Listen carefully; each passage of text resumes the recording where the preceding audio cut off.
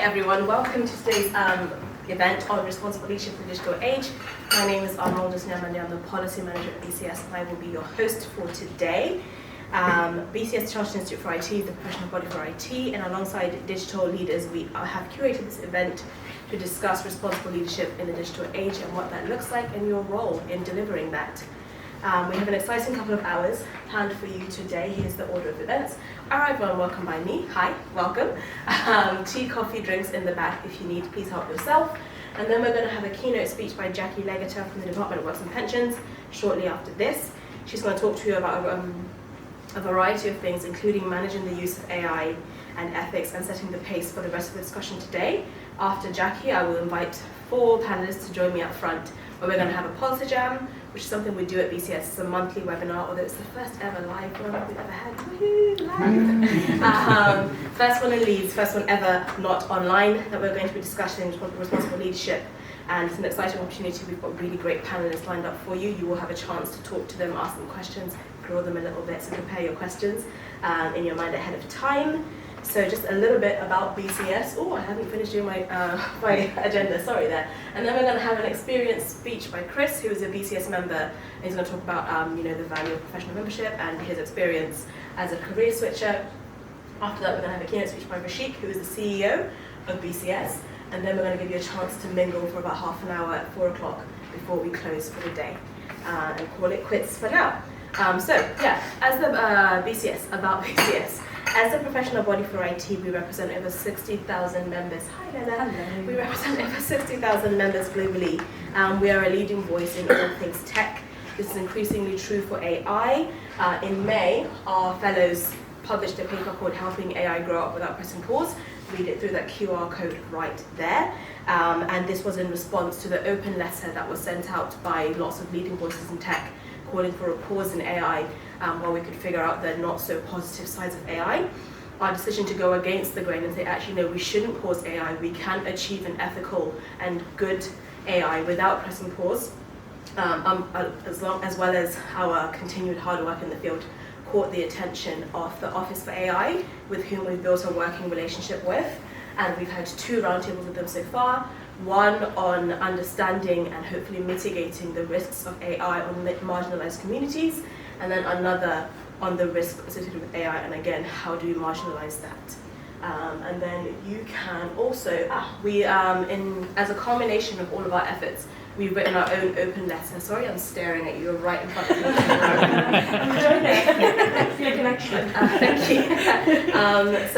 In response to all the work that we're doing on AI, we've written our own open letter, which has so far amassed over 1,000 signatures by industry leaders and professionals. We do encourage you to, again, QR code, read it, sign it, share it with your connections and friends. And that's some of the work we've been doing at BCS. If you do want to find out more about what we do, maybe join, become a member, bcs.org, you'll find everything there. Or I will be around for networking, so is Rashik, our CEO. Come talk to us, find out about BCS and what we do. With that said, I'd like to introduce our first speaker, Jacqui from the DWP.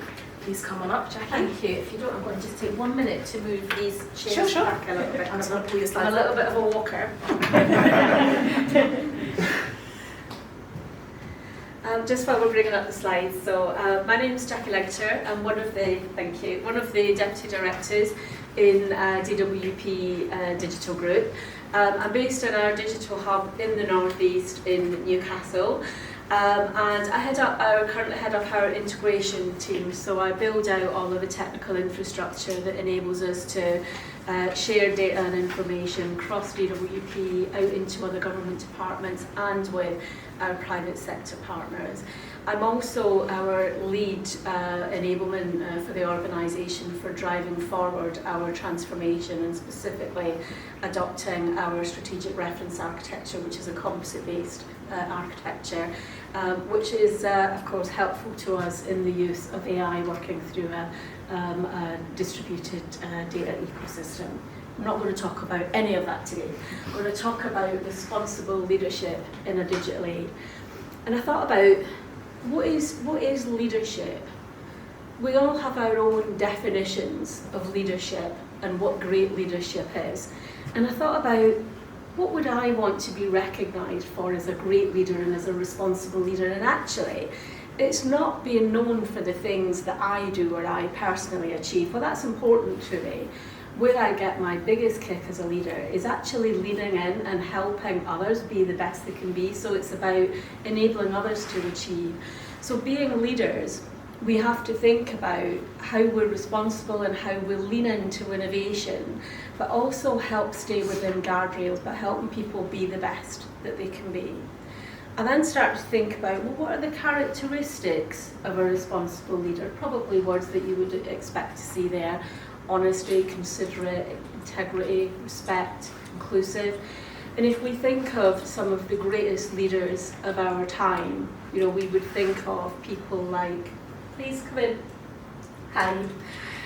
we would think of people who we would think are responsible leaders, like Gandhi. Yeah, these are all characteristics that we would see in that great leadership.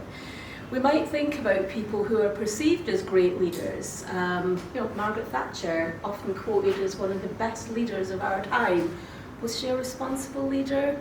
Maybe sometimes not so much. So these are all of the things that I think are characteristics of responsible leadership, and some of the things that we need to think about as we lead our people and as we lead the design of our technology as well. So I wanted to think about, over the last, people often ask me when I talk at STEM events, Jacqui, did you do computing at school? Actually, computing wasn't a thing when I was at school, so no, I didn't. I think it probably stretched to doing some word processing.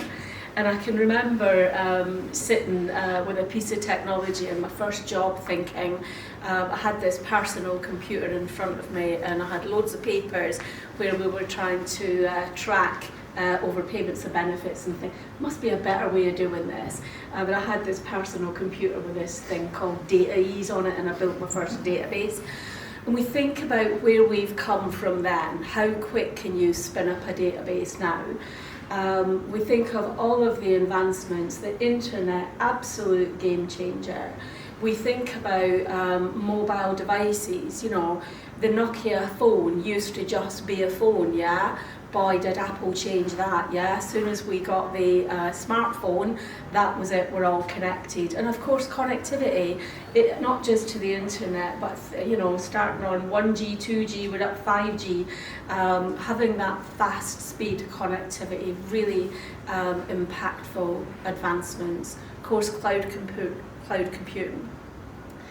Artificial intelligence. You cannot go into practically any meeting now, certainly in DWP, without somebody saying artificial intelligence. Can we have a bit of that, please? I think the ChatGPT has clearly been a game changer. It's opened it up. Opening up AI through the Microsoft interface has made it accessible to people. I was sitting generating these slides last night, and I'm thinking and wheels are whirring, and my daughter says to me, "What are you doing, Mum?" And I said, "Oh, I'm working on my slides for tomorrow." And she goes, "Oh, you've left that a bit last minute." Yeah, busy. "Why don't you just ask ChatGPT?" And I'm like, "Well, that's cheating, isn't it?" She's like, "No, why would it be cheating? That's what it's there for." But is it really? Is it really what it's there for? It's not there to do my thinking for me, right? So I would class that as a misuse of ChatGPT. But we are seeing, obviously AI growing and the demand for AI growing for our business. But as responsible leaders, we have to think about these digital advancements, and we really have to think as leaders about using them responsibly and not just using them for the sake of using them. So if we think about all of this great stuff that we've got, it's all wonderful and it's great. We live in a digital age, but it comes with it a huge risk and a huge, therefore, responsibility on us as leaders to understand that risk and to nurture and make sure that we design systems that we encourage and enable our people to think about the risks. If we think about, I was part of the UN Commission for Women this year, and I spent a week joining in sessions in the UN talking about women on digital platforms. And believe it or not, 9 out of 10 women have received offensive information online that they never asked for. And I bet if I asked you to put hands up in this room, most hands would go up. We're not safe, so we need to make sure that we're protecting women, and particularly children as well. We open up all sorts of avenues to children online. Huge risk. Radicalisation, cybercrime. Society, we have a responsibility to society to be responsible with the technology that we build. Now, not just in government, in banking and the service industry, society and our customers in general have to trust what we're doing with their data. Nobody likes the idea of Big Brother or spying or whatever, so we have to really think about what we're using data for and what we're using AI for. We have to manage that level of trust. We'll have to gain trust. There is a huge mistrust of AI. It's really funny, I have some T-level students in our workplace at the minute, and we're doing a work experience week in July. We're bringing in loads of kids from local schools to come and spend the week with us. We said, oh, we'll give you a session on our robotic process automation. And they're all so excited. They think they're going to walk into something like the Terminator. They literally think they're coming into a room full of robots, silver robots sat at keyboards. Boy, are they going to be disappointed. But even the use of robotics, the process automation, we have to use it where it's right. We have to think about those use cases and use it where it adds value, not just using it for the sake of using it. We have to think about the impact on humanity in society. If we think about the more that we do online, the less social interaction that we have. There was a paper produced by the Department of Education about children returning to school after lockdown. And what the schools were seeing was a huge number of children that actually had developed social anxiety, because during lockdown they hadn't interacted with other children, they hadn't interacted with teaching, they had, homeschooled at best, and all of a sudden they're thrown back into the classroom and they have to mix with people that they've barely seen in a year. It was really challenging, and that's, I think, a warning sign for us as digital leaders to think about again how we build creativity, how we need the human brain to still work. We know about evolution, yeah, we know why humans don't have tails anymore, because we don't need them. We don't want to be losing the power of thinking and losing the creativity that comes from the human brain. So there's something about my daughter saying to me last night, why don't you just get ChatGPT to do your slides for you? Well, actually, I wanted to sit and think it out for myself. I wanted to use my innovation, my creativity, and pull something together. Social and emotional skills, we see more and more young people socially excluded or only know how to socially interact through gaming and through online channels because they've not got the opportunity to interact in person. So thinking about all of these risks, and if we think about AI in particular, the unethical use of AI, if we think about the possibilities of AI are endless. But us leading need to think about what are the ethical use cases, where is it that we shouldn't just use AI because we can. We'll have to think about the advantages and the disadvantages, and we have to weigh that up. That's a lot for a digital leader to be responsible for, yeah, huge amount. So we have to think about driving innovation, we'll have to be cutting edge, we'll have to do all sorts of things to allow people the freedom of creativity and the freedom to think. But we also have another side to us as digital leaders. We'll have to be able to collaborate, we'll have to build trust, and we'll have to set good guide rails, we'll have to set guiding principles that enable our people to be innovative, to go forth and build the internet or build the social media, whatever it may be. But we need to put safety first, and we need to think about the guide rails and guiding principles and policies that enables a certain amount of freedom, but thinking about safety as well. So responsible leadership, how do we de-risk solutions? You'll recognise all of these words from the previous slide about us as digital leaders.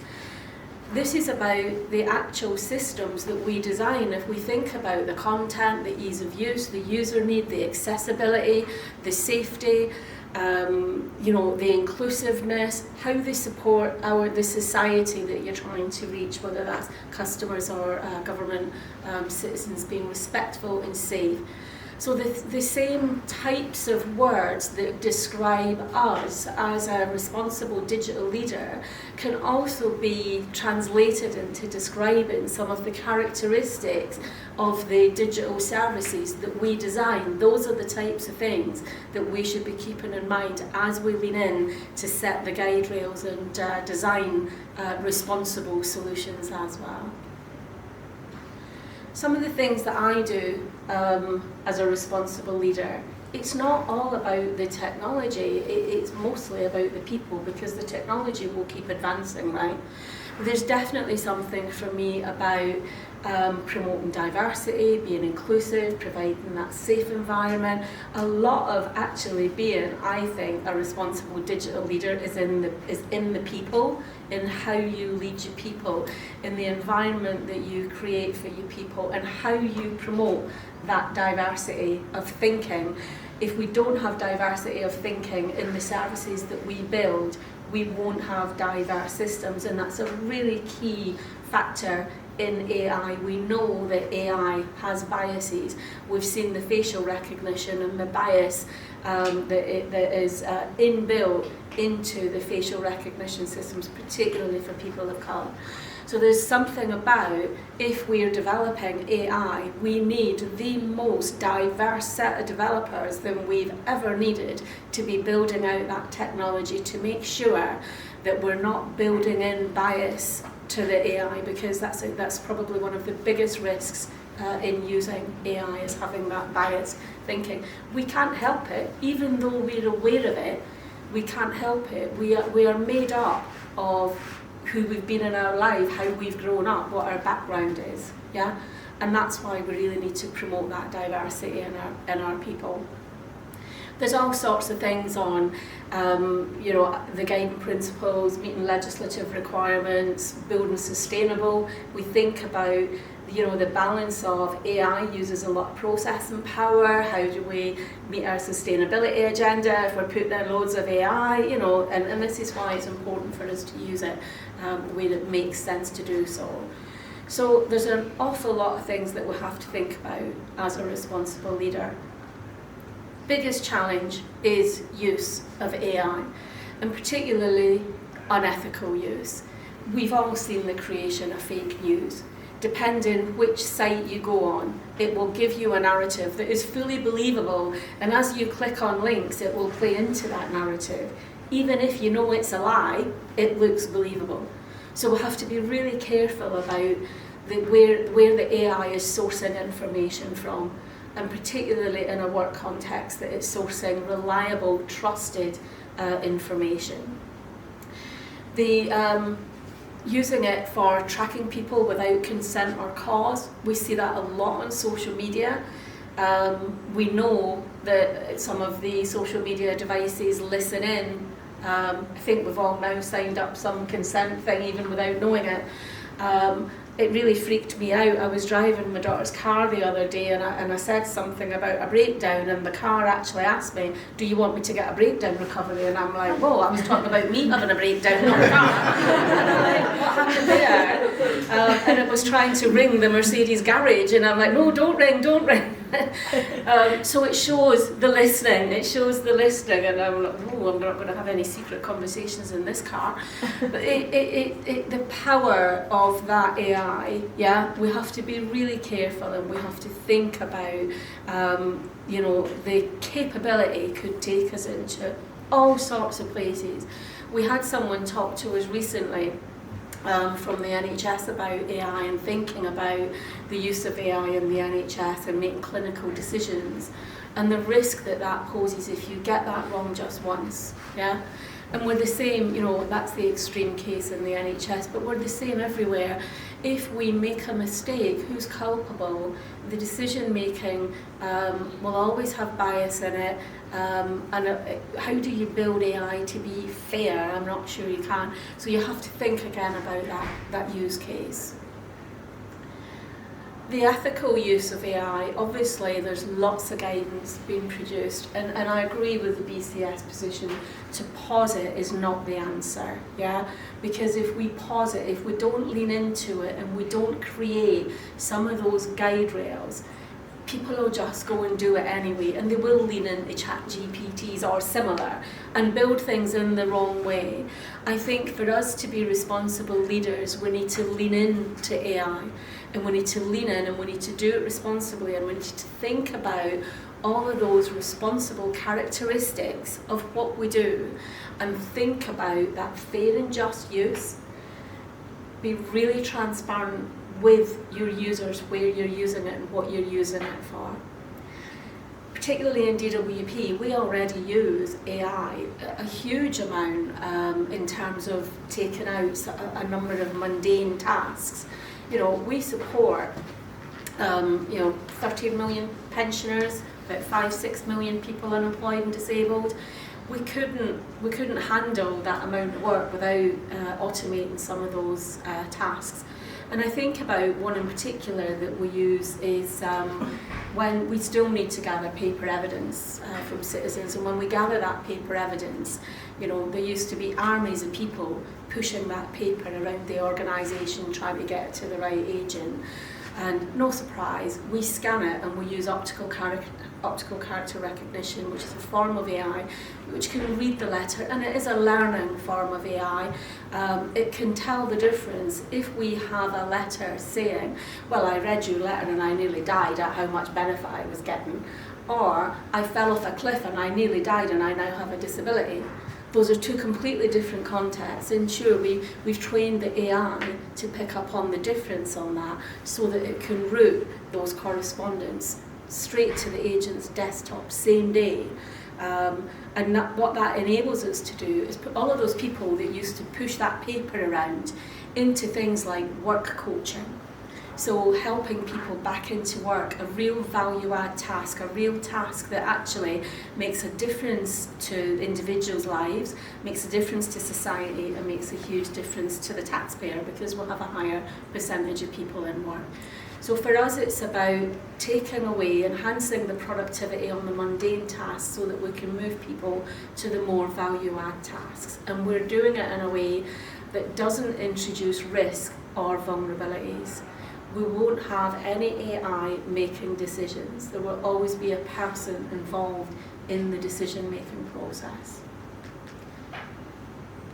So, responsible leaders, they need to act with integrity, guided by a strong moral compass. I say to my people, sometimes it's just about being aware and just being a good human being, yeah? And that for me is what responsible leadership is all about. I know we're going to talk some questions on AI in a bit as well. That's me done, thank you.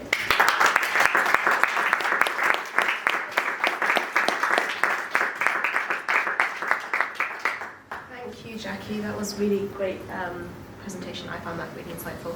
And I'm just about to start Policy Jam, so I will be calling our panelists to join me at the front, please. I'm just setting this up.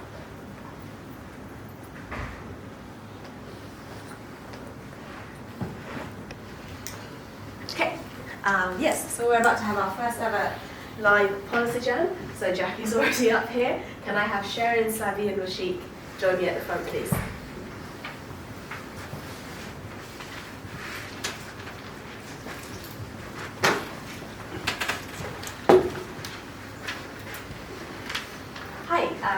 Thank you all for coming here today. Can I just ask, to begin with, could you all introduce yourselves, and while you're doing that, could you tell me what you think responsible leadership entails, what that looks like? Can you go first, please? Okay. So, hi everyone, I'm Sherin Mathew, I'm the founder and CEO of AI Tech UK, and we have founded a product called Smart Ethics, which we're launching next month. So, responsible leadership for me is, I will echo everything that Jacqui said, but it's really embedding a top-down approach, because we talk a lot about ethics from an AI And at the low level, it needs to do this and that, transparency, bias, explainability, but that is all at code level, at tech level. I think ethics starts from leadership, from a business culture, and it's actually top down.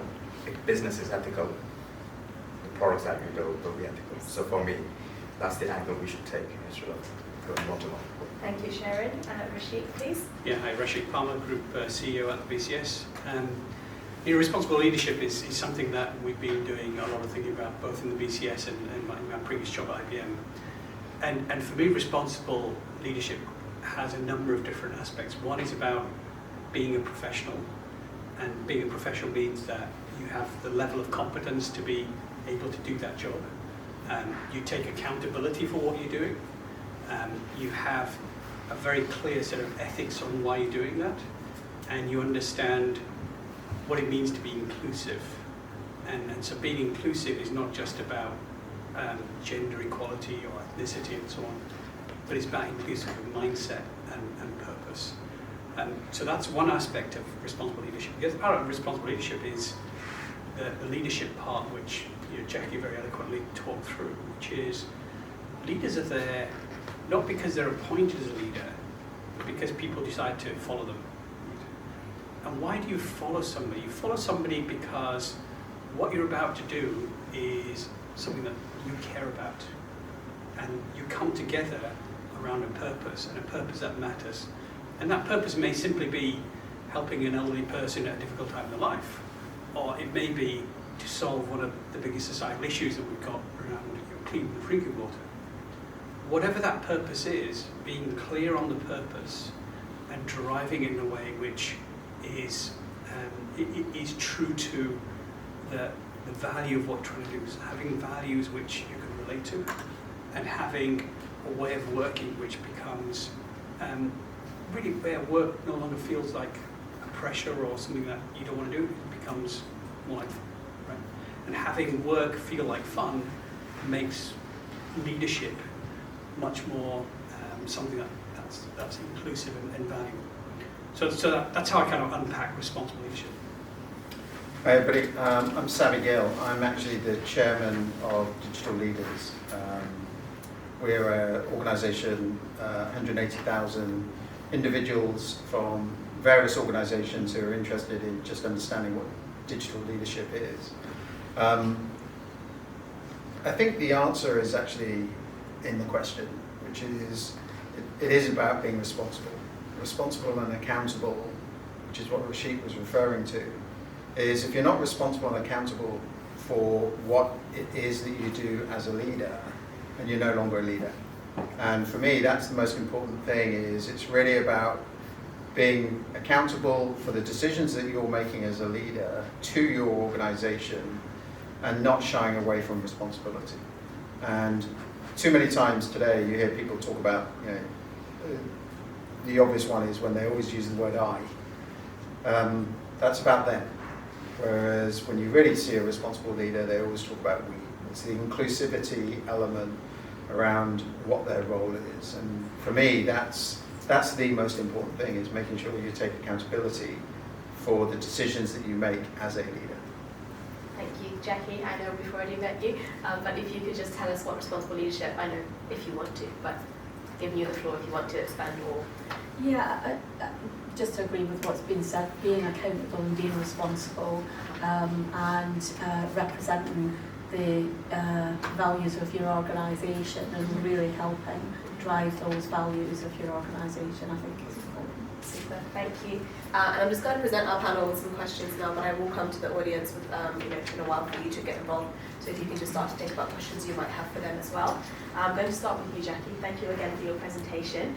You just argued for AI ethics. You're talking. It is about education and applying the ethical guidance and thinking about the risks. If we turn it on its head and think about the risks of using AI, and we see in all of the technologies that we use, the risks that I showed up earlier, they're real, and I think that if we move forward with AI without considering those risks, and that's when some of the younger generation that are leaning into ChatGPT, they're seeing a very small a very small part of that digital use, aren't they? And I could do my homework doing this.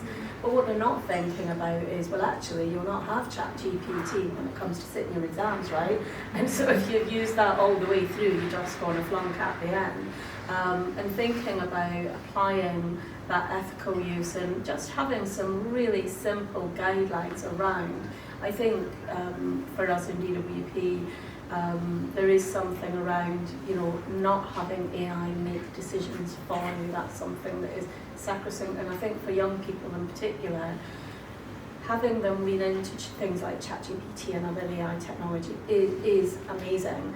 But I think it's on us as parents and on us as educators and leaders to show the full picture, to show the fake sites, the fake news, how easy it is to generate that, so they can make their own mind up. And I think that's the important thing for me. They can lean into it, but with education, they can actually make their own mind up on whether it's a good use or just using it for the sake of using it. Thank you. And I will direct questions at people, but if you want to come in, just please do at any time. My next question is for Sherin. Sherin, could you tell us a bit more about smart ethics, what it is, and how can your people-centric approach I have an in, so people who don't know, how can the people-centric approach help address concerns about job displacement and preserve creativity? Wow. So to give you some context, smart ethics was first designed as a campaign. By the way, I'm ex-IBM and made large commercial data AI projects.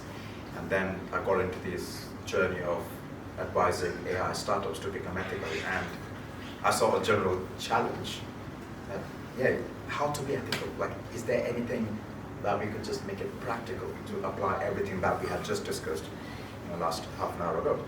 So what we did is we took these non-functional requirements, translated this into tangible, practical, technical guidance process with the intention to be proactive, be knowledge-driven, and also embed leadership, because you're guiding the business to embed ethics as a culture. And other obvious challenge that we see is, hey, business, startup, whoever you are, corporates, go and become ethical. It just opens a whole host of can of worms of where do I start, right? How do I apply this? And how much time do I have to become ethical? So that is a known challenge of not knowing where to start and how do they apply this. So smart ethics basically is a due diligence process, a guidance process, where we have almost invented something called as ethics management solution or methodology. So it's ethics management for businesses, for designers, and for innovators. And the first and foremost pillar or the aspect that we validate is human rights and privacy.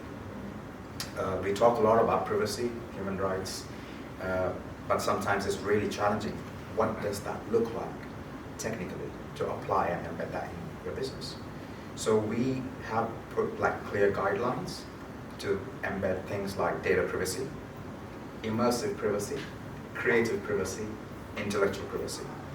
Now, this is where it gets really interesting at the first point in the process, is most of the AI framework talk about data, but no one deep dives into what intellectual privacy means.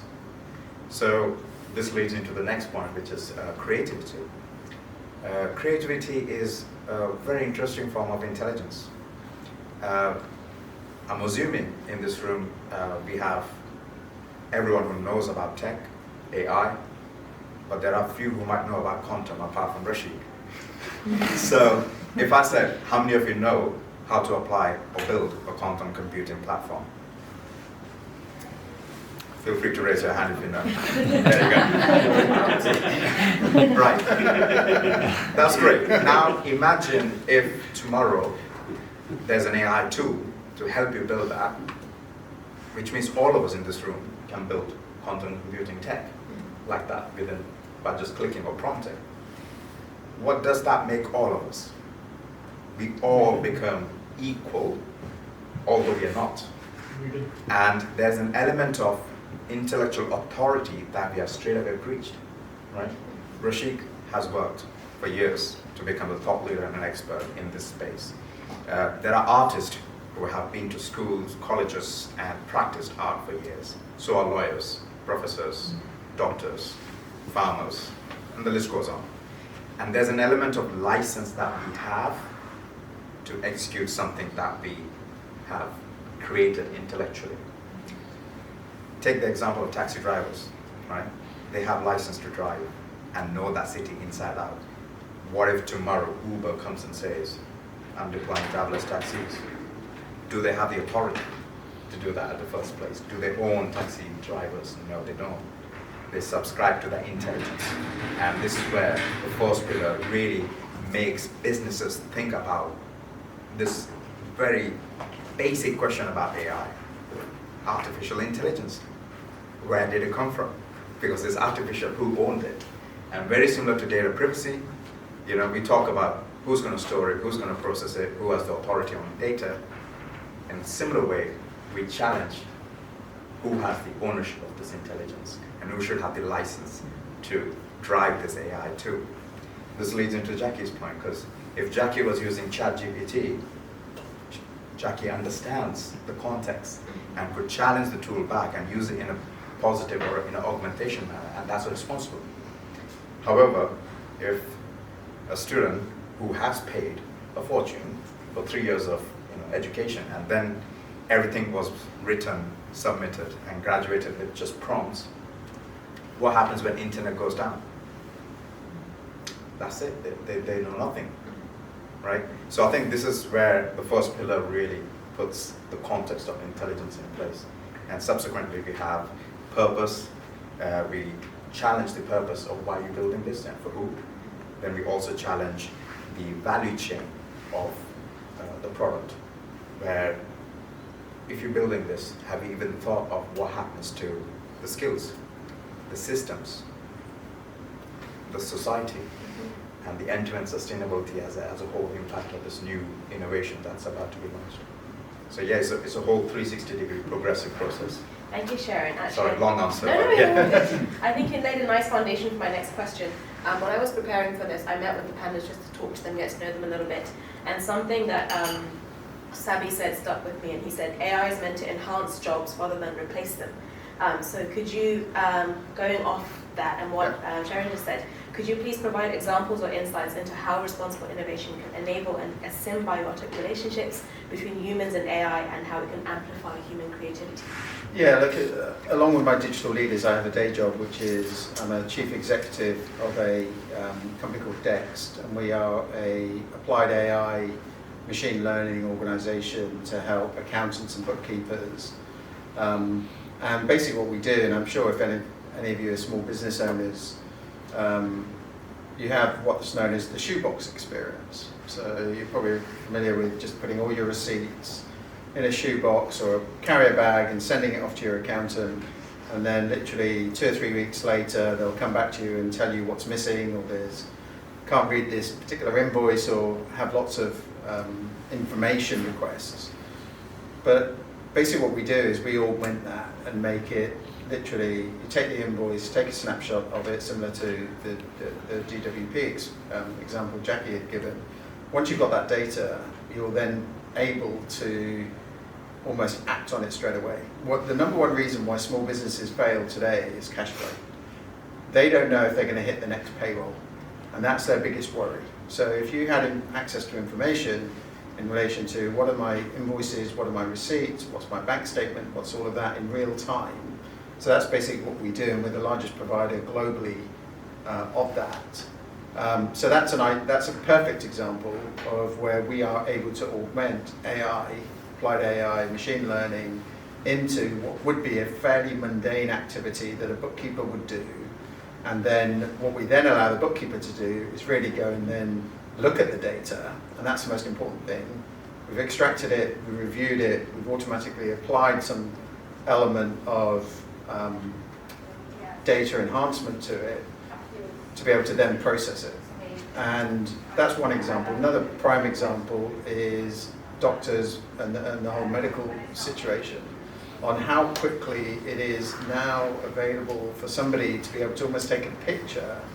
You know, if you come up with a rash or you come up with a skin allergy or something like that, just being able to take a picture, send it to your doctor, and as you sent it to your doctor, it's already been put through an AI engine. It's almost come back with, here are some signals of diagnosis, but you still need the doctor to be able to then turn around and ask the additional augmented questions to be able to then turn around and say, okay, I think it could be this. If you think about it, it's what they end up doing anyway, right? They do their research and everything else, but you get a quicker decision.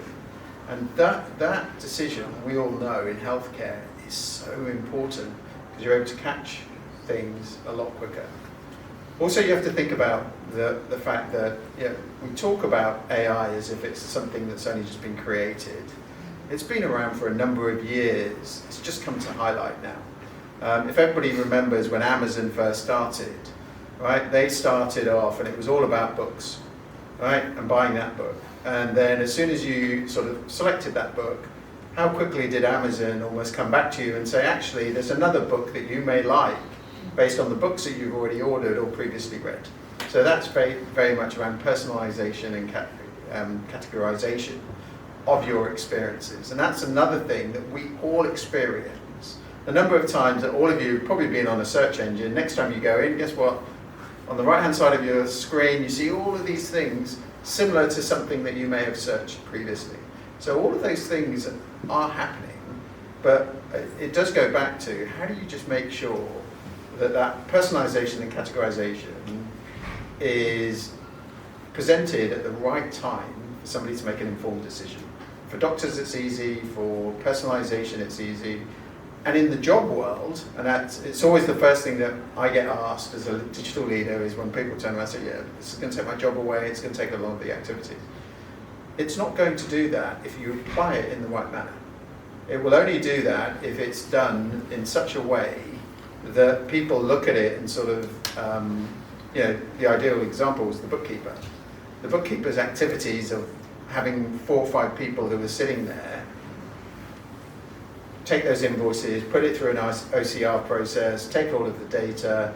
They would have had to get all of that information, but it took them so long to get access to the information, and by that time, it's almost like you've missed deadlines, you've missed the potential value, those sort of things. So those are just 2 or 3 examples of things that where if our AI is applied properly, it's all about enhancing the role, taking away the mundane activities, so individuals can then go and spend more time on the value-added services that could potentially charge a higher premium.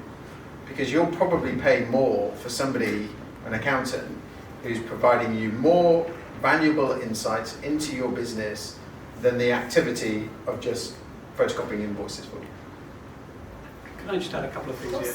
So we're in Leeds, and if you walk up that way, you get to the banking quarter of Leeds. And in the banking quarter used to be where all the bank branches were. You'd have got Barclays, and then Midland Bank that was there, and then it used to be HSBC, then Lloyds and so on. And that banking quarter is now restaurants. And the fact that digitization has been going for 70 years or so is something that is reality.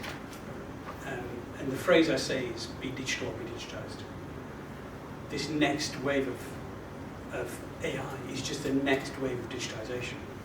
We'll see the next wave of quantum doing something similar. So you can either be digital or you be digitized. That's a choice we all make. And I documented the 3 laws of digitization a few years back, which says, whatever can be digitized, somebody will find a way of doing it. Digitizing those invoices is one aspect. Either you do it or somebody else is going to do it to you. It's just a question of when it's going to happen. Once it gets digitized, the value of that activity, that human activity, will become close to 0. Its value becomes closer and closer to 0 as we go through digitization. Reality. And so you say, well, does that mean everything that we do is going to be digitized? Probably a lot of what we do will be digitized. But you know what? There's a lot that won't be digitized. And it's what we do with the data from digitization that makes a difference. So let me give you a real example. There was a 93-year-old lady who lived in a care home, and I went to see her a few years back. She's in the north of Leeds, and she had to go to a hospital appointment. And for her, going to a hospital appointment is a traumatic thing. She had a whole bunch of conditions, and she's obviously in a care home, so the ambulance had to take her to the hospital. The ambulance came at 11 a.m. For 3 days before that appointment, that old lady was fretting about this appointment. She was going to go see the doctor. The morning came, she couldn't have any breakfast, she was really stressed about this thing. Ambulance came, the ambulance workers were fantastic. They took her to the hospital, they took her to St James Hospital, not too far from here. She was wheeled into the space, got seen, and because she was elderly, they saw her really quickly. The appointment was done by 12, and they wheeled her into the queue to go into an ambulance to go back. For whatever reason, she got put into a queue which was a different queue, and all the people going back to that care home went back, and she was left. It was about 6 o'clock when one of the cleaners came past and asked her, "Why are you waiting here?" And she said, "I'm waiting for the ambulance to take me home." She said, "Well, everybody's gone. There's nobody going to be taking me home. How can I do this?" Eventually, the cleaner then got the porter. The porter figured something out. They got an ambulance. She got home at 11 p.m. She'd been sat in that wheelchair all day and had nothing to eat or drink. She was just sat there. When she went back to the home, the condition was even worse because she had to be hoisted in and out of the wheelchair. So the care workers who would normally put into the bed couldn't even do it. So she slept in the wheelchair all night. And not until the next morning that she got taken out of the wheelchair and put into the bed and got some food. Now that happened only a couple of years ago. Sadly, that old lady passed away. But that situation was caused because of a simple bit of data from the clinical team, the ambulance team, did not get passed. That bit of data which said this number, which is an old lady who was suffering in a chair, was not passed. That's a failure of all kinds of, in this day and age, how can that happen? The reality is, we look at numbers at a broad level, we don't look at individuals. Putting the care back into systems and processes and what we do is where people matter. AI isn't going to do that for us. We will. That's where real jobs will exist. There'll be meaningful jobs which people want to do. And so whilst we'll remove a lot of the drudgery, we will create a new set of jobs which are meaningful jobs that people want to do. Thank you, Rashik. Actually, my next question was for you, and I think you've kind of laid the foundation for that nicely again. This is the last question before I open up to the audience, so again, please prep yourselves. You just said now, be digital or be digitized. We've come all the way from Leeds, all the way to Leeds. BCS is based in Swindon, which is the southwest, quite a bit away from here. We've made a conscious effort to be less south-centric, less London-centric. And this is in line with the concept of levelling up, which is increasingly popular or gained significant attention in recent years. So my question to you, Rashik, as the CEO of a professional body with branches, that's what I'm looking for, all over the UK, how can responsible innovation and leadership contribute to bridging the digital divide and creating a more inclusive approach for all people across the country? Yeah, look, so I talked about the situation with the lady. Let me talk about a very different situation. So one of my colleagues, whilst I was at IBM, was sent on assignment to China. And she's a very prim and proper young lady, had a 4-year-old child, 3-year-old child, who was 4 when they were in China. And she was very particular about everything, how she dressed, what she ate, how she ate, all that stuff.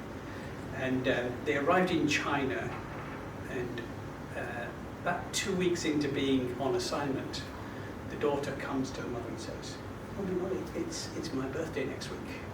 Can we have a birthday party? Remember, this lady's in China. She doesn't have many friends. So actually putting on a birthday party is a challenge anyway, but that's okay. So she says, yes, of course we can have a birthday party. And then the young lady says, Mummy, you know, I'd like one of those cakes with the doll in the middle. So the cake is the dress of the doll. And so a lady called Tanya. Tanya says, yeah, of course we can do that, that's fine. And then she said, I'd like the dress to be like your wedding gown. So you know the lace pattern that we always like on your wedding gown? Can we have the icing to look like that lace pattern? And Tanya says, yes, of course. And then to finish off, the daughter says, Mummy, can we make the cake together? Now, what you need to understand is, Tanya doesn't cook. So making a cake at that level in China was a challenge. Now, do you turn to your daughter and say, no, at that situation, or do you say, yes, of course we can? What do you think Tanya said? She said, of course we can. Panicking behind the scenes, right? And Tanya, like any good, smart, technical person, then went on YouTube.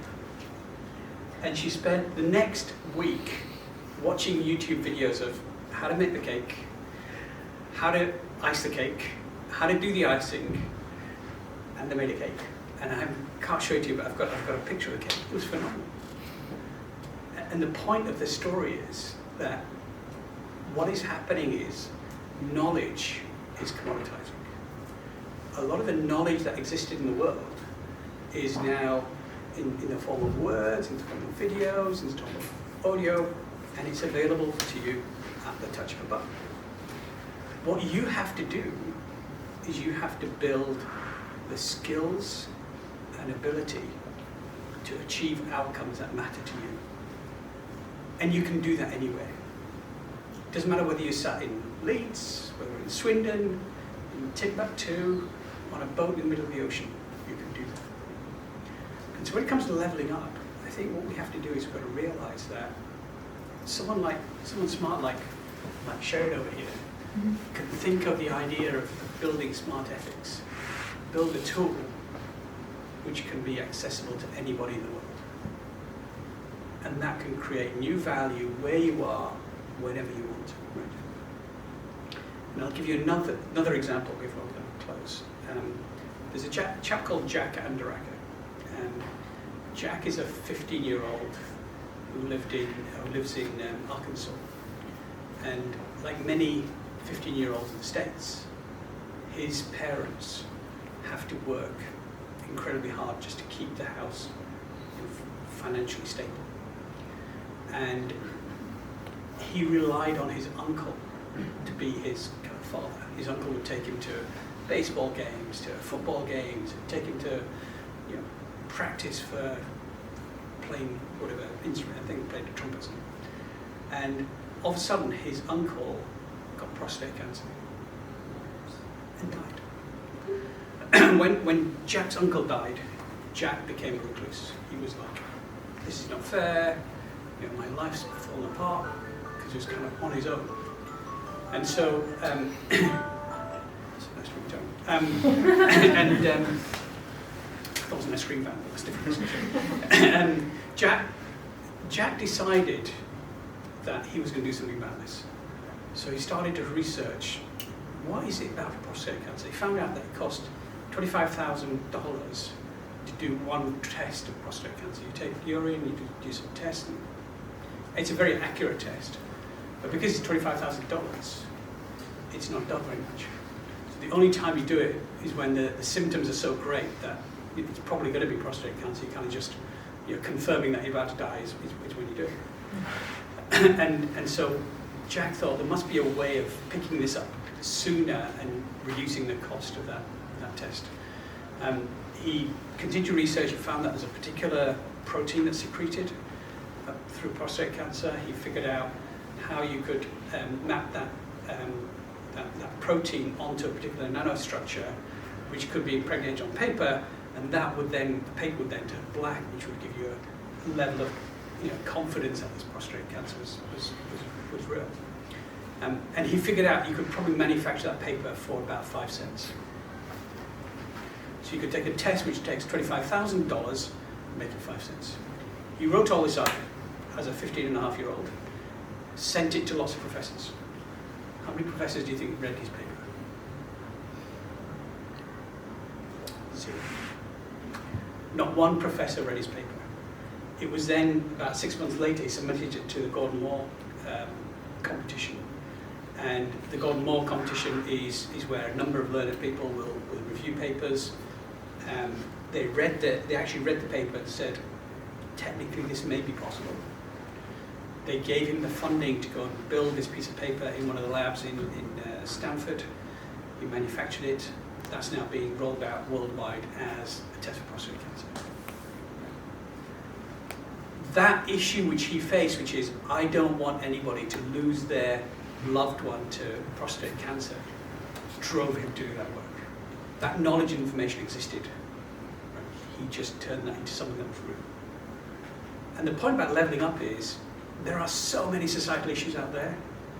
Pick something that you care about, turn it into a business that can make a difference. The knowledge to do that is out there. You need to build the skills and ability in the business model to go make that reality. And we can use this next wave of digitization to create businesses which will enable level up.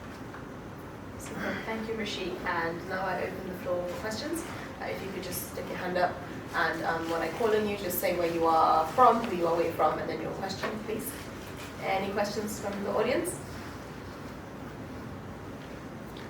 Always hard to get the first one. I don't think I'm first. So I'm Andrea McDonald. I'm a digital leader in DWP. I'm Jacqui. I think from what I've heard today, it might be fair to say that AI has a more negative reputation than a positive one. So how do you think we as leaders can kind of sell a much more positive, all the things you've said have been quite positive today, so what role do you think we can play in making that more positive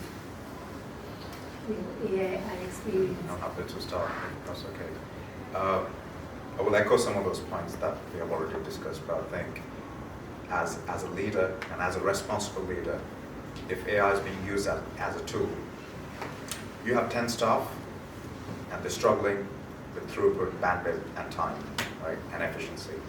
If you're going to use AI, you should see this as a tool to make your 10 staff as powerful as 100. But shouldn't be using this, hey, I still want the throughput of 10. That doesn't mean I'm going to fire the 9. So responsibility is how you apply in your business from a top-down approach, and also augment the end users and stakeholders with element of various other things that Jacqui also mentioned. Your end users, your stakeholders, they really matter, because in the whole ecosystem of regulations and standards, you've got the government, you've got the tech, people play the key role because they are the one who get impacted or they're using this. So again, the people factor is so critical, and I think Jacqui and everyone, you mentioned that. I think it's been really transparent in your use as well. I think it's not really probably that there's a negative connotation to use of AI. It's a suspicion. Is what is people doing with my data, and it's a trust thing. So I think for me, it's definitely about being transparent and finding and promoting those good use cases. So in DWP, we're looking at currently, we're creating 5 lighthouse projects, which is really finding, we've got hundreds of suggestions for use of AI, some which would be completely inappropriate and of little value. But finding those lighthouse projects and really leaning into them, those early projects, and doing them well, looking at them from an ethical. Yeah, look, absolutely right. It's about showcasing, right? Showcasing the real good thing, the real good things about it. The problem is, when you hear about fake news and you hear about all of the war stories, everybody doubles down on those and sort of latches on those. They don't hear about all of the great stories of why AI is applied. But because it goes back to that fundamental question around people are scared of it. It's being scared of something they don't know. Because when somebody says artificial intelligence, right, going back to the robotics conversation, everybody thinks it's Terminator and it's all of this other stuff, and you're going to go into a room and it's just going to be lots of remote control stuff and play with. AI is something you can't actually touch, right? It's something that is derived from lots of things that go on. The other thing also is that it's been around for years and it's never been an issue. And we've always been just playing along with it. But all of a sudden, when it becomes a risk and it's the unknown, and here's all of the bad stuff that could potentially happen, then all of a sudden everybody is then really scared of it. And I think the important thing for us as responsible leaders is to bring out and showcase the great things that this can really do, not only to business, but to every individual and human in the world, to be able to then apply it properly. And that whole ethical element is probably the biggest responsibility we all have as digital leaders. I think building on all of those things, the point here is, why are people skeptical? What's causing that skepticism? Partly it's fear, partly it's what we see in the movies, and it's partly what you don't know. And so for us as leaders, we shouldn't be frightened of discussing the real truths. Right? Is it appropriate that someone like Molly Russell had to take a life because she got pumped a bunch of images that she shouldn't have got?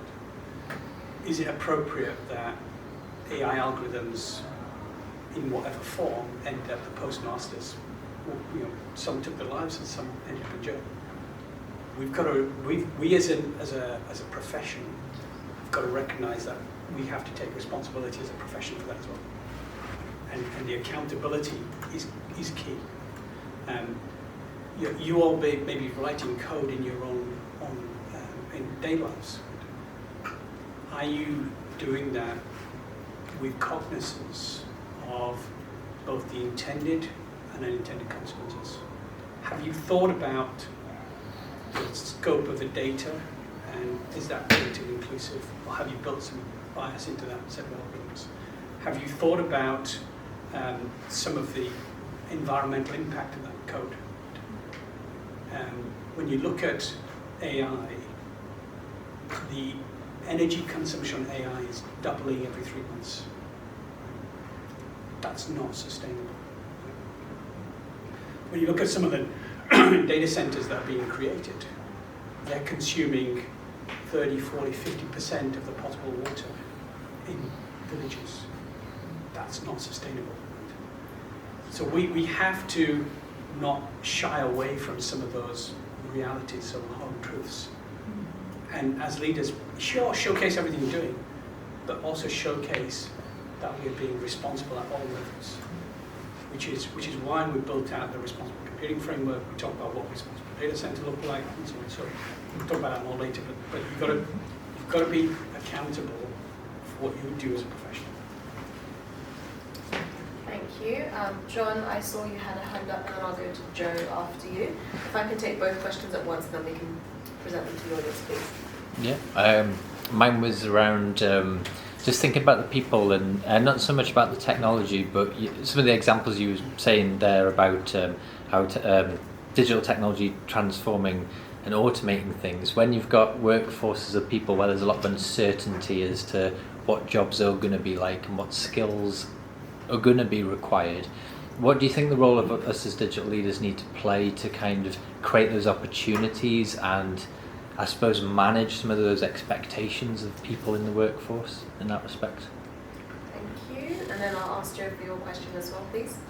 Okay, so my question kind of comes from a discussion on LinkedIn a few weeks back where someone was praising Meta as being a really agile, lean organisation, empowered developers, lots of kind of great things from the software engineering point of view.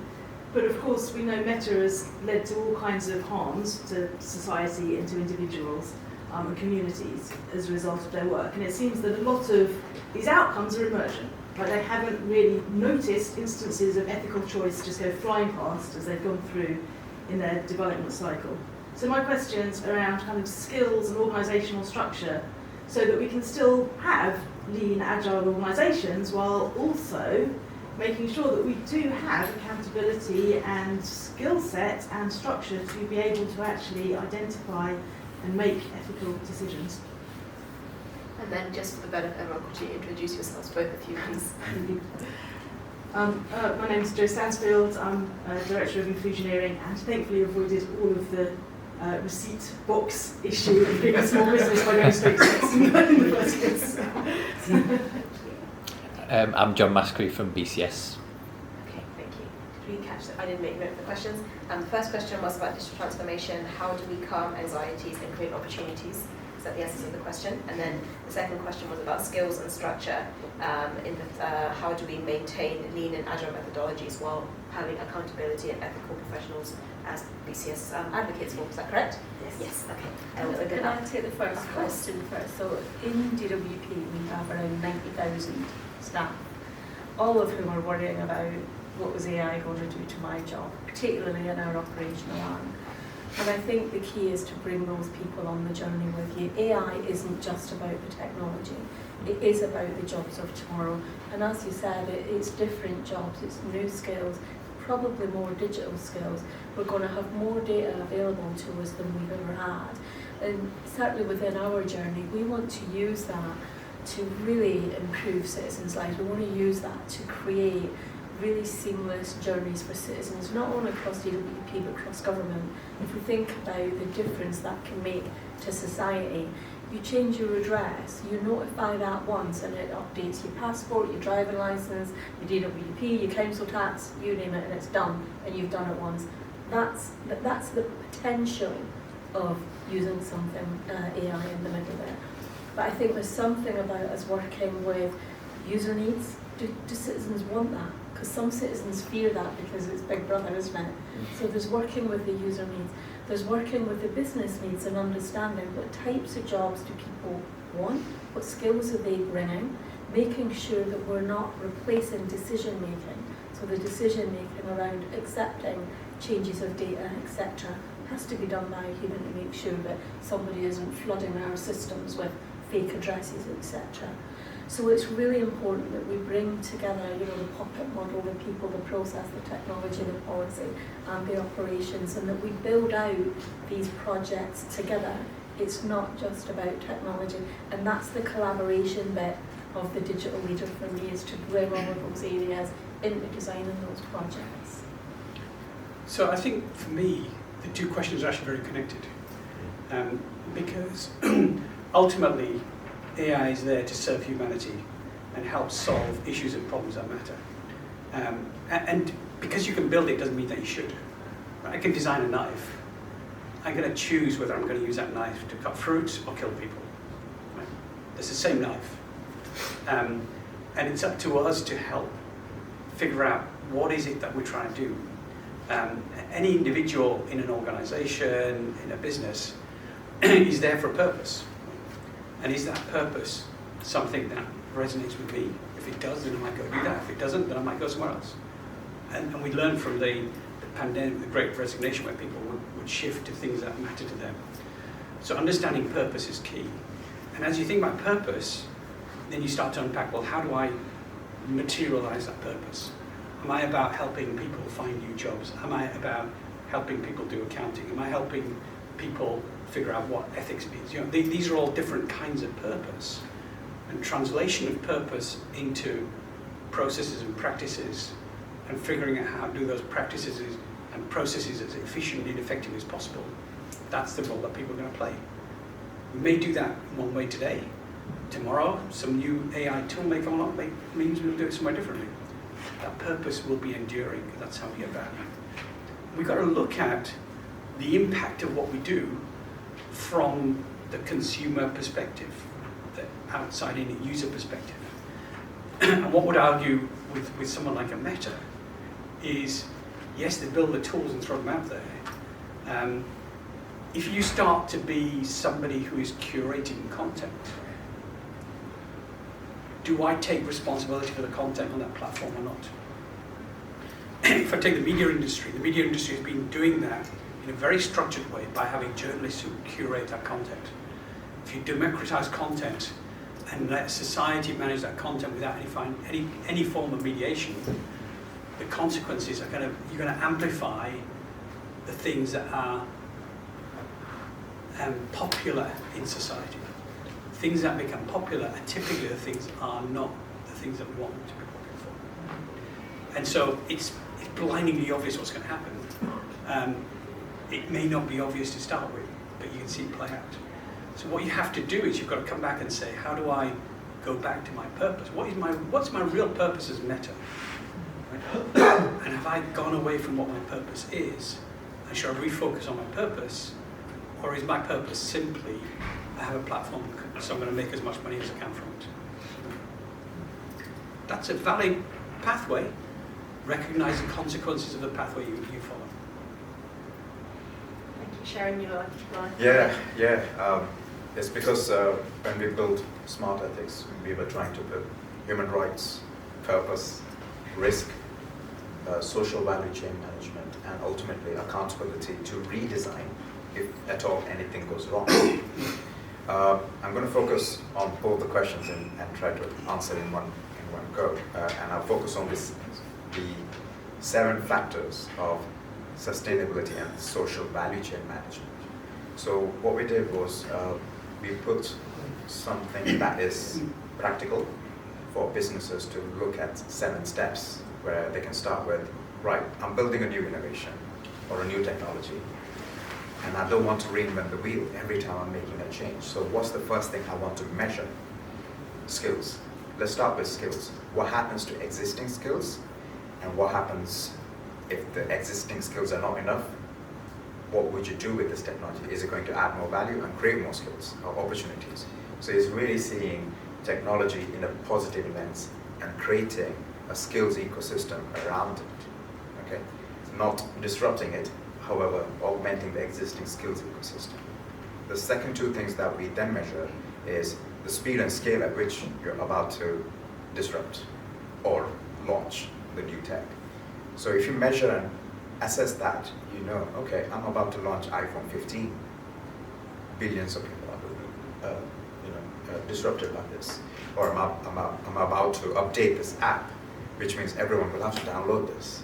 So really measuring the sustainability impact by measuring the speed and scale of that change. And as a business, you can do that. As a technologist, you can do that. And you can see, okay, it's a soft disruption than a hard disruption. And think about the whole value chain around it. The next one is so interesting because if skills are disrupted, potentially some systems will be disrupted. I'll refer to the example of driverless taxi, right? We have DVLA, we have taxi ranks, we have families dependent on taxi as a business. So that ecosystem is disrupted, which means we need to update DVLA, right? Roads, the traffic laws need to be updated for driverless cars as a system, right? So systemic change plays a huge role, which means if societies are dependent on these systems, it has a societal disruption. So the framework really helps you to rationalize before you even launch that product in a pragmatic manner. Look at skills, speed, scale, disruption to system, society. And if society is disrupted, let's say we made a new Facebook. Dare I use that word? We made a new Facebook. What's the impact of that on the sentiments? I made a driverless taxi. What's the impact of that on care homes and other services who really want people and interaction? So sentiments, society, everything is, this could lead into, I don't know, unintended consequences, right? We know, I think Jacqui, you mentioned like teenagers and youngsters are struggling with social anxiety. Is it because of technology? And we need to even think about that, the societal long-term impact it creates. The last one is the end-to-end sustainability, not just the carbon footprint. It's looking at all of this and really factoring, how many textbooks, courses, systems like universities and colleges are disrupted by just new tech. If I launch quantum tomorrow as a government or as an institute or as a product developer, I need to see how I plug in and empower all these 7 S's. And that's a huge responsibility as a leader, as a business. So yeah, that's the approach we take, and I think probably summarizes structured answer to the question. Thank you. Can I just make one final comment? And this is looking at all the question in a slightly different way, which is, I'm a father to an 18-year-old and a 15-year-old, right? They had those anxieties that we're talking about coming out of COVID. And the number one question, because they're at that point where my son is now thinking about what do I choose as subjects going forward. But he's very tech savvy and that's what he wants to do. But the question is, what does he do? Because does he want to be a developer? Does he want to be a coder? Do you need coders and developers in the future? Because if you look at, we've rolled out Copilot, which is one of the development tools. It will automatically create code for you now. So you sort of give it a concept of, hey, I need an app that can do X, Y, and Z, and it will actually go off and build the code for you and almost say, what do you want the screen to look like, and build it, and those sort of things. You don't need coders anymore. What you need now is almost like designers. You need architects. You need those sort of things that sort of give you the concept. And these are all conceptual types of things. And I think at the moment, education hasn't quite caught up with the vision of technology and what that's going to look like. And if you think about how long it takes government departments and Department of Education and those guys to all of a sudden change the total curriculum for something that we don't even know the answer of, that's going to be, I think, the biggest challenge for the next generation, schooling and everything else. Will they come out with all of the qualifications that automatically say we're developing them for the next generation? I think that, to me, is the challenge we've got. Super, thank you. We're nearing the end of our time, so I think you've set me up for ending quite nicely. I'm going to ask you all to just give a summary takeaway point with this question in mind. And I can ask you to be fairly brief, please. Could you tell me, please, how can we promote cross-disciplinary collaboration to ensure ethical considerations are embedded throughout the innovation process? And I'm going to start with you, Jacqui, and work my way this way, if that's okay. I think for me as leaders, it's collaborate widely.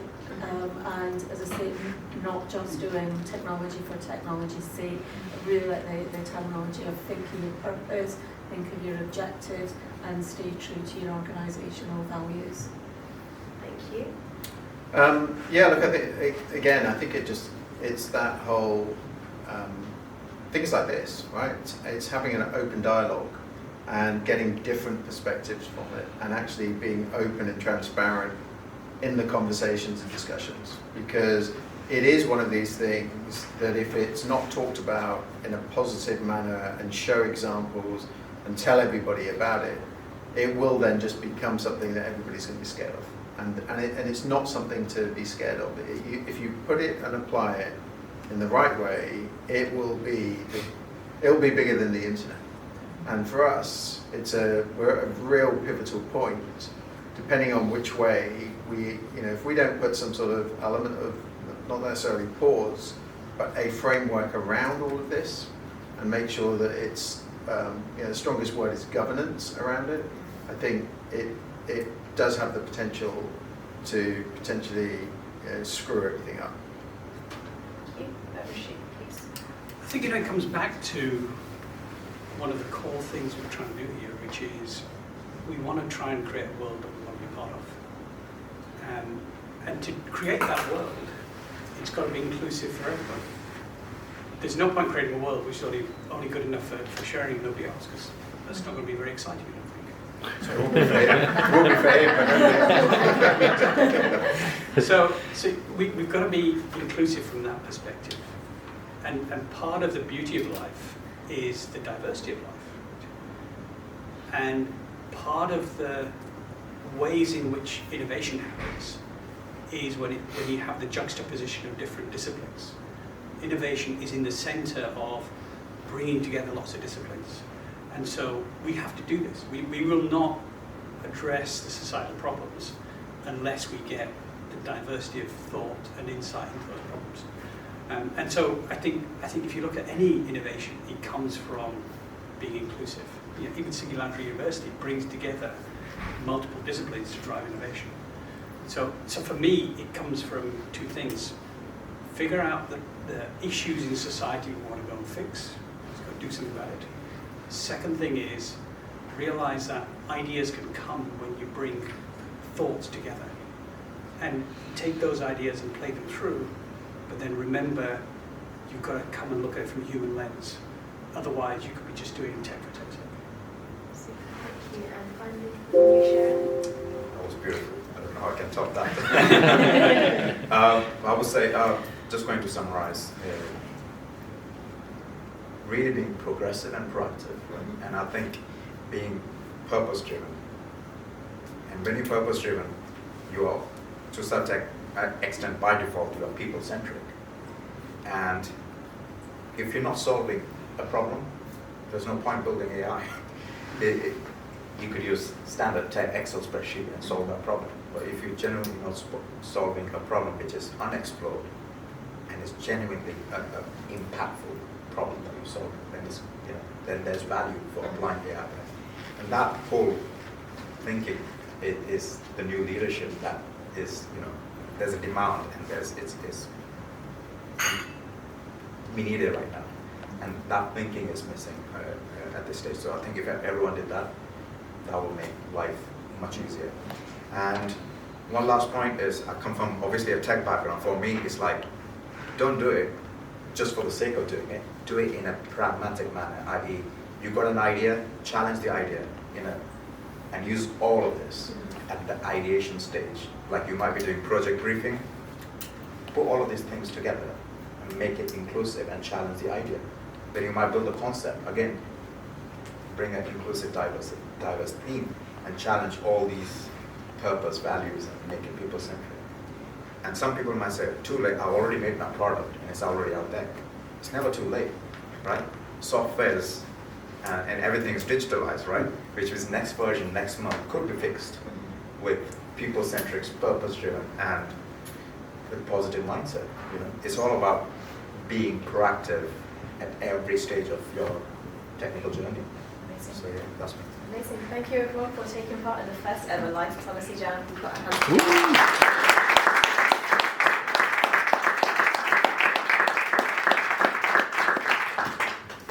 Okay, next we have Chris up here. Chris, this is Chris Delee. He is a member of BCS Chartered Institute for IT. He's got over 20 years experience in the hospitality industry and management and leadership roles, although he's recently become a career changer after going back to college, then university, to study computer science with cybersecurity. During that time, Chris took on several leadership roles, including becoming president of the Computing Society and becoming chair of the Creativity Committee. Whilst at university, Chris earned multiple awards for leadership, including the Kickstarter Level 3 Student Union Award and the Vice Chancellor's Award for Outstanding Excellence for his work in leading the Barclays SAS Technology Challenge for Chris. Chris, well done. And Chris has been,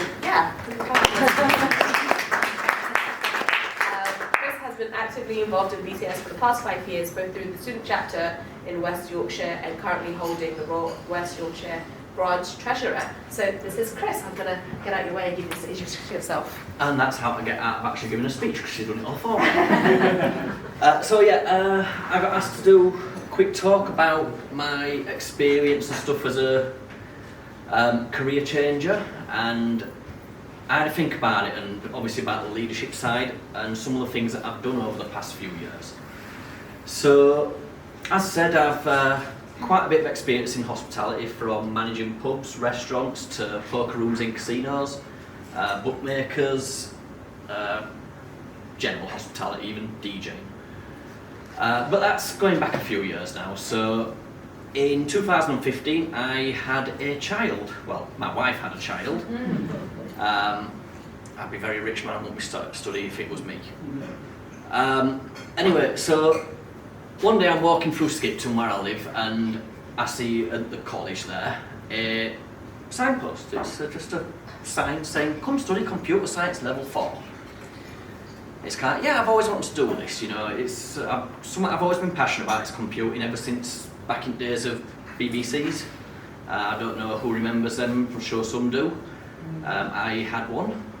I learned how to program BBC Basic on a BBC. It confuses a lot of people at university, that does.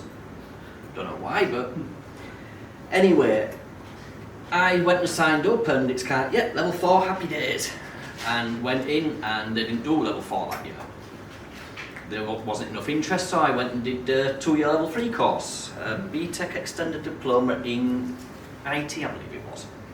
Anyway, from there, I took part in the student council there, where I think I upset a couple of people because I might have basically said it as it is, and some people didn't like that, but that's not so much about college anyway. From there, though, I went on to university, and I studied at the University of Bradford, where in my first year I got involved in the Computing Society as a member, not as a committee member or anything like a committee or exec or anything, but I got involved. And one day I'm happily sat there, probably about midnight, probably in the bar, knowing student life at the time, and I got a text message saying, Chris, we need somebody to do this, would you be interested? A couple of drinks later, I just, yeah, whatever, and basically signed my life away for the next 6 months. I'd agreed to set up a team for the Barclays Technology Challenge, which was quite a big thing. I was a first year student, setting up this big challenge, never done anything like it in my life. Excuse me. Pretty dry now. But anyway, so I roped a couple of friends into it, also from the PISOC, the BCS student chapter, and said, let's do this, let's see what we can get. So I put a message out to the whole year groups, all 4 of them, and said, right, we want people to get involved in this. Okay, what we're going to be doing is, we're going to be doing something with Barclays. I'll get more information as soon as I have it. Fun enough, a lot of people weren't particularly interested. But when the information came, basically we had to create an app for mobile banking at the time. So I've got a lot of people interested at this point, about 8 I think, so we've got 2 teams going. Now, when we were setting all this up, it was quite a lot of speaking to people, finding out what they'd be interested in doing. And like I said, we had 2 teams, and we had to have them compete against each other. Okay, because we could only send one to actually the Barclays Technology Centre in just outside Manchester. And obviously I've got one team, I managed to get somebody else to lead another team. And basically it was all about trying to get people to work together. Now, there were 4 of us. Myself and 5 of us. So a lot of this was about working out what people could do. Now, I put together a team. I won the Barclays Technology Challenge that year. I was a first year student going up against third year students from numerous other universities. I won the Barclays Technology Challenge. Happy days. Okay. Now, this is leading into something that Jacqui said, mentioned, and this I thought you were going to really ruin what I was going to say on this one. Okay. I set up the team. Okay. I went and got the ideas together. I organised everything. I did this, except I didn't do any of that. Okay? I put the idea out to people. Okay? I got people to come and say, yes, I'd be interested in doing this. Okay? I got people to say, what about this idea? I got people to do things like that. They did the work. Okay? I, as a leader, led the team and kept them together. I got them to give ideas out. Okay, I didn't come up with the actual idea that won it. I didn't write up the presentation, because trust me, you don't want to see a presentation I've done. I didn't come up with a proposal of how we were going to do it. I didn't manage the finances of how the app was going to be funded. Right. Sorry. It's alright. I didn't do any of that. Okay, my team did that. Okay, it wasn't. I was actively involved in the team, but it wasn't me. It wasn't all me. I had my own role. Other people had their roles. Now, I was asked to talk about experience, and that's my experience as being a leader. Is, yeah, I do have a role in this team. but ultimately the team isn't me. Okay, the team is the people that are actually coming up with the ideas. The team is the people that are actually coming out and doing these things. Okay, they're the ones what won the award for me. And it wasn't me that actually collected the award, it was the person that came out with the idea because it was her idea. Excuse me. Like I was saying, it's when you're saying it's all about what other people do, it's getting other people, getting other people on board and getting other people to help and see together a sign. Now, in my second year at uni, because of the work that I did on the Barclays Technology Challenge, I was put forward to chair the Computing Society at the university. So I know a few people from the BCS, from New Beginnings Convention, where I used to take part and go down as a representative of Bradford University's PISOC. I used to take a couple of my execs down with me as well. Now this is another one because BCS did quite a lot for us when I were at uni. I spent lots and lots of their money and they never got to see a thing from it. I'm not actually joking. So while I was the president of the Computing Society, we ran a major student conference. I'm sure anybody might have been at uni at that time might have heard about it. I'm sure BCS are well aware all about it. In fact, I know some people in BCS are. And I'm sure it became massively common. It was always meant to fail. Okay, it was the first year we'd run anything like this. It was meant to fail that year, but it was meant to get something to work on in future. Now, when I say that we cost BCS a lot of money, we cost the IET a lot of money, we cost the University of Bradford a lot of money, because we were really, really good and we arranged a national student conference for the 20th of March 2000 and COVID year. The lockdown happened on the same day as the conference, so we cancelled it the day before. Okay? Now, again, it was an idea from one of the execs. He said, it's my last year at university, I want to go out with a bang. Let's do this.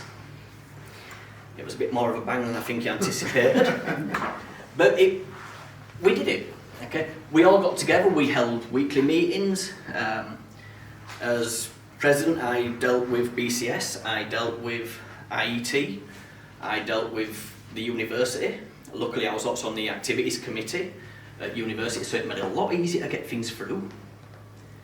But yeah, so basically, we worked as a team to set up this massive conference, and I think the only thing anybody's got to show for it is I managed to get a load of t-shirts.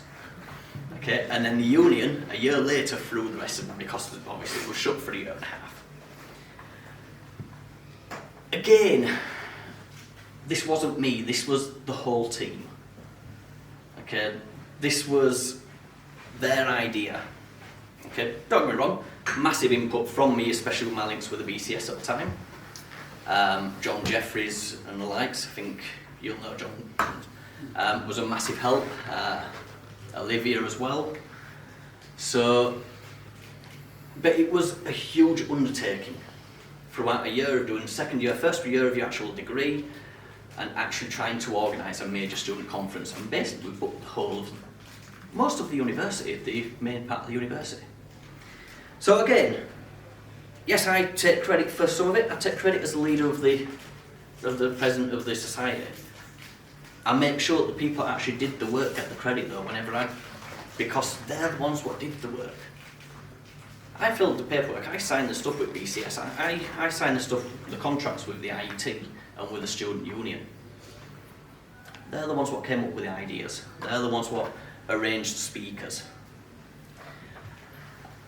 And then in my third year at university, from that, I then became the chair of the activities committee.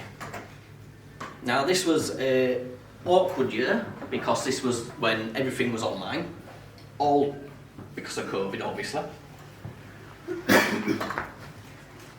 And so we actually had one of our most successful years that year as a committee. We managed to arrange to remove some of the fees for running societies so that people could join activity groups without actually having to pay a fee. Obviously there will be repercussions if they chose that option for membership, such as they won't be able to access certain funds because they're not bringing anything into the society. But we actually did quite a lot. Now, as chair, I got to give a nice speech at the award ceremony, which we finally actually got to do in person. I also managed to win an award, which I really wasn't expecting, especially as somebody challenged me to walk out in a tutu for a last bit, and I wasn't actually expecting to get an award when I'm walking out in a tutu. It's quite a disturbing picture, I can promise you. However, it did get a couple of laughs. The Vice-Chancellor was about to leave until I walked up, and yeah. But this was ideas that other people come up with, you know. This was ideas that other people came out with. Okay, yes, my role as, in these cases, leadership roles, were to help facilitate them. Okay, it was their work. All of it was their work. I just signed some things. Okay, now that brings me to obviously leaving university. I actually was quite lucky. I managed to get the BCS scholarship for teacher training. The fact that I'm here now probably says that I'm no longer teaching. But I actually really enjoyed it. I absolutely love teaching people. I'm a STEM ambassador as well, so I do still have the option to go out and say hi to people and go, let's have some fun, let's teach about hacker drone. Okay, my specialism is cybersecurity, so try and obviously teach the youngsters why you have strong passwords and stuff like that, not just because, oh look, there's a drone there, I could teach you how to hack it, because that would be irresponsible. Okay, or something in context always. Teach them the dangers of IoT, just like the dangers of AI, because there are some. It's ironically, by the way, who watched Terminator 2 yesterday? Because it was on TV. So, yeah, I went into teaching and I was really lucky. I got the BCS scholarship for it. And really, really enjoyed it, but then I went to a different school and I had a slightly more negative experience, so I'll probably leave that one there, because I don't particularly want to obviously speak ill of anything. So from there I actually struggled to get a job. Now this is something which I will say about leadership and my experience and what I expect as somebody not in leadership roles anymore. Okay, I actually really struggled to get a job because I've got a degree, I've got a lot of experience, a lot of work experience, a lot of life experience. I'm a lot older than I actually appear. But one of the things I found was people wouldn't give you a chance. Now I was really, really lucky. I can see someone nodding over there, I think, yeah. Okay, getting that initial chance, okay, that was where I think leadership needs to potentially start looking at as well. Okay, I was lucky. I managed to get onto a scheme called Cyber Ready, which is run by CompTIA. I managed to get a job in Leeds, a company, a sports broadcaster, and I spent 6 months as a NOC engineer. Not really what I wanted to do, but it taught me a lot, and I figured I want to go into cybersecurity. Now, the manager that interviewed me, his words were, "This job's below you." Okay, he took one look at my degree, he interviewed me and said, "This job's below you, you're going to be bored. Okay, I know you want to go into cybersecurity, there may be options within the company. As it happens, that would require me to move into London, and that's not happening because I'm a Yorkshireman." But I actually had to say to him, look, I want to learn. I want that opportunity. He says, you're coming as a junior, you've got a degree, you've done networking, you've done all of this. Why do you want to come here? It's because I want an opportunity, I want to be given a chance. Now, that manager took a chance on me. And I went in as a junior role. Within a month and a half, I was promoted to senior. And then 4.5 months later, I was left. Because I was lucky at that point, because of my links with cyber ready, I was able to get a job in doing something which I wanted to do, which was cyber security. I know the picture showed me as a SOC analyst, but luckily that picture, the battery didn't last, so you didn't get to see my face twice. Now I've gone in as a junior SOC analyst quite recently, so very much a career changer. And one of the things I'm enjoying about the company I work for is I am given a chance, I'm given the opportunity to learn. They're quite happy to cover my certifications, they are quite happy to do this and that, and make sure that I can learn, make sure that I can stay up to date, stay relevant to what my actual job is, and basically, if I haven't not actually got work to do, I can be studying. Okay, and it's that flexibility to learn. That's what makes a good leader. Somebody that's going to give opportunities, somebody that's going to give you a chance to learn, somebody that's going to give you a chance to progress. Now, I know it's a bit long-winded. But that's my approach. I do agree that leaders come in all sorts of shapes, and there's different aspects needed for different things. But ultimately, as somebody who's just gone into the tech industry, that opportunity to learn, that opportunity to be given a chance, I think that is what is needed from leaders. Okay.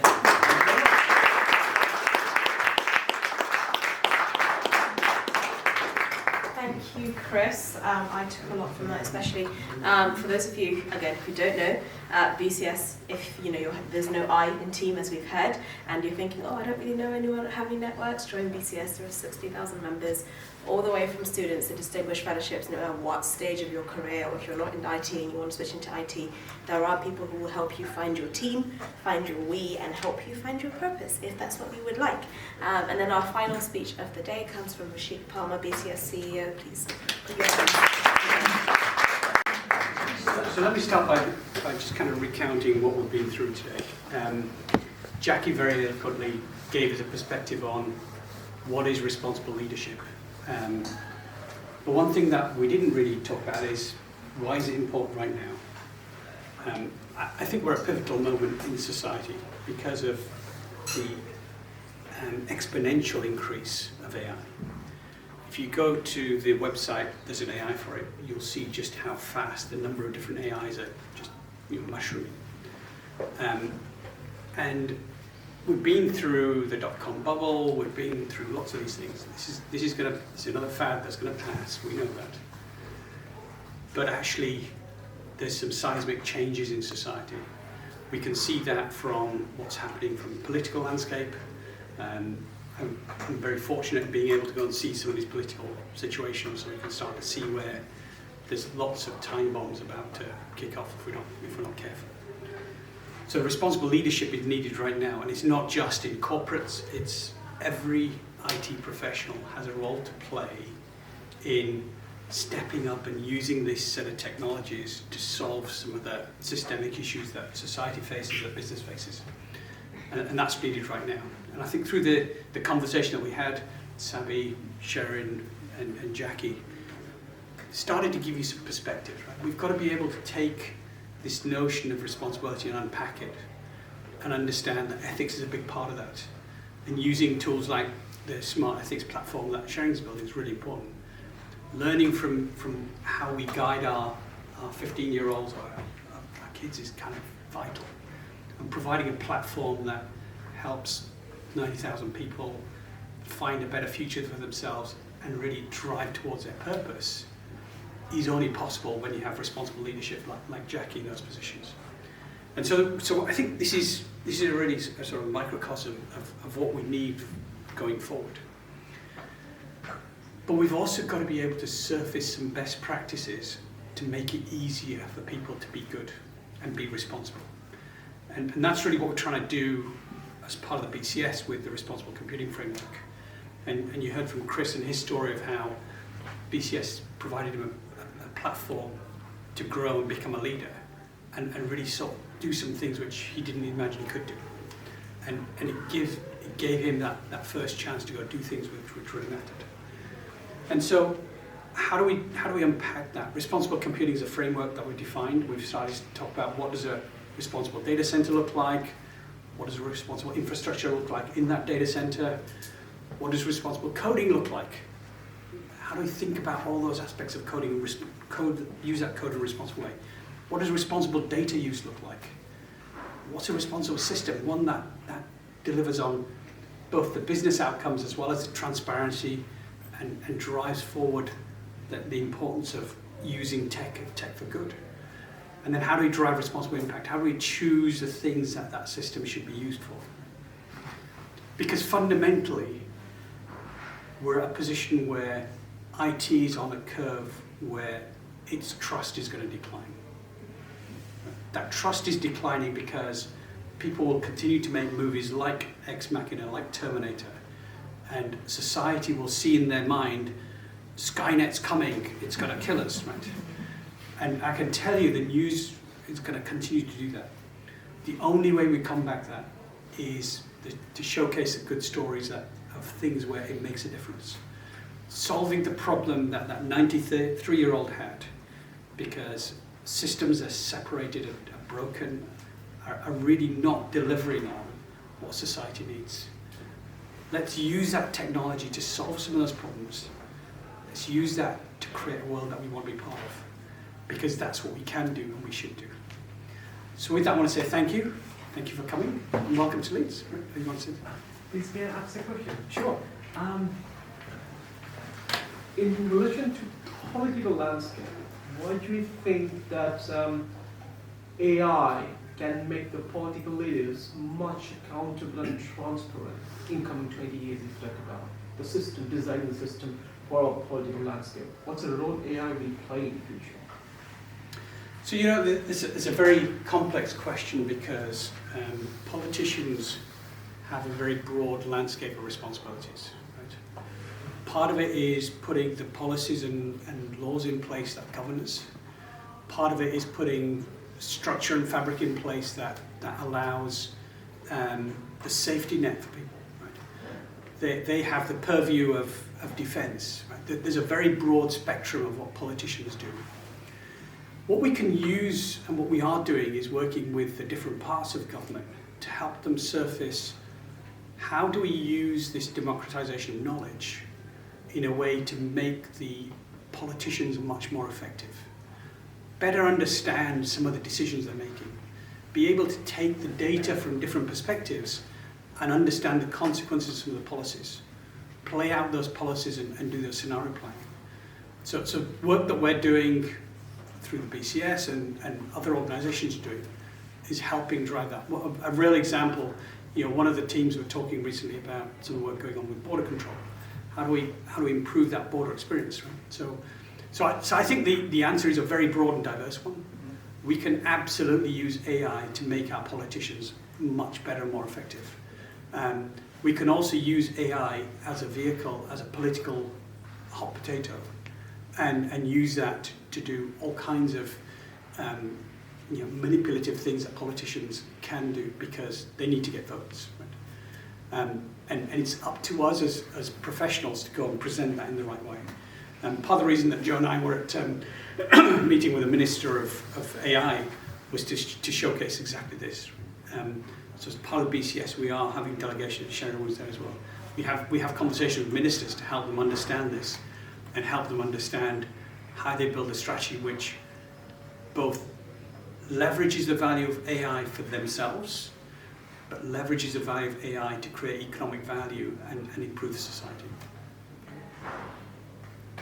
And just to add to that, there's some additional, so I'm on something called the Digital Economy Council, the Secretary of State. So we meet literally on a monthly basis, and it's representation of a lot of probably the top 10, 15 tech companies in the UK. We're also on the AI Ethics Council and meet regularly. I've actually got a meeting with Paul Scully next week, who's the Digital Technology Minister. And he opened up Digital Leaders Week this week. So, you know, it does go back to what was just being said, is that politicians only know what they know. And what they need to be is just more informed. right, of what are the consequences and all of these things.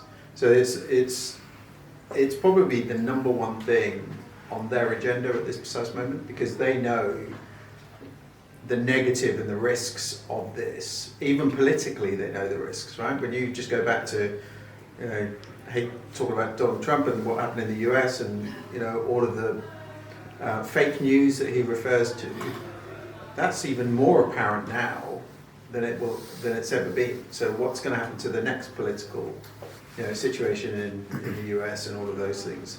So politicians are probably more aware of the consequences of not putting in proper AI ethics and those sort of things than they've ever been before. And it is the number one conversation that is in every single room. And also last week was Tech Week. You probably saw that, right? And Rishi was front and center and presenting on all of those and all of the major organizations, right? We've got Digital Leaders Week this week. So it's not surprisingly that it is a number one conversation, not only there, but everywhere else. So just coming back to the points that Sabby was mentioning, London Tech Week was a very phenomenal week for showcasing a lot of these points, and we were all over it. But one of the things that we've led as the BCS is to surface the right kind of best practices, to be able to give their professionals practical, usable tools that they can support the jobs and be the competent professional we need. But one of the phrases that we're trying to coin right now, and it goes back to that open letter that we've had. I think in the UK, there's been a history of made in Britain stood for something in the world, right? We're trying to say this is a time when coded in Britain should stand for something. And can we do that as something that is responsible coding, that's done in an ethical way, that's transparent, and solves real societal issues? We take the ideas from responsible computing and create coded in Britain as something that really matters. We think we can do that. We think we've got a lead in doing that. And as a BCS, we want to drive that forward. And I need everybody's help in that space, right? So we've got 1,000 signatories to the letter so far. Let's get more. We're going to be releasing a press release on that very soon, because for me, this is a moment when the BCS can really step forward and make a difference. So with that, I'm going to say close. Hand back to Arnoldis. Thank you.